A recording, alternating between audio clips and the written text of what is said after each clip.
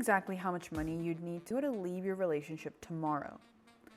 If you hesitated, keep watching. Red flag number 1. I'll handle everything. You don't need to worry about it. That sounds caring, right?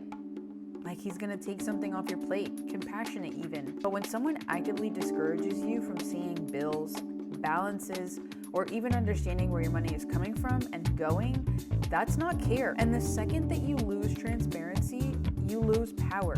And it's not power over someone else, it's power over your own life. Here's what you can say. I appreciate you wanting to help, but I feel safest when I know what's going on with our money. How about we review it together once a month? Because you're not accusing anyone of anything. You are just setting a boundary. Red flag number 2, they make you feel dramatic for asking how bills will be split. If you've ever asked a simple question like, hey, how do you want to split this? Do you want to go 50-50? And you've gotten back, wow, you don't trust me? Or I thought we were past keeping tabs on each other. That's manipulation.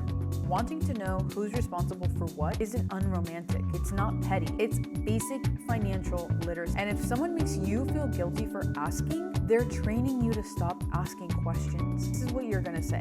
I'm not trying to fight. I just need to understand what I'm responsible for so that I can plan and feel secure. Short, calm, final. Red flag number 3. They discourage you from having your own savings or separate accounts. This one creeps in sounding like teamwork.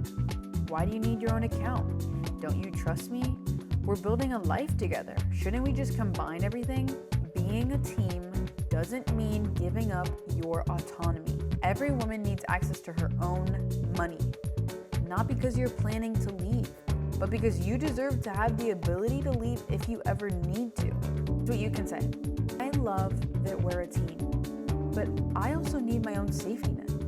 It's important for me that you have some of your own money that's yours, and it's also important for me to have some of mine.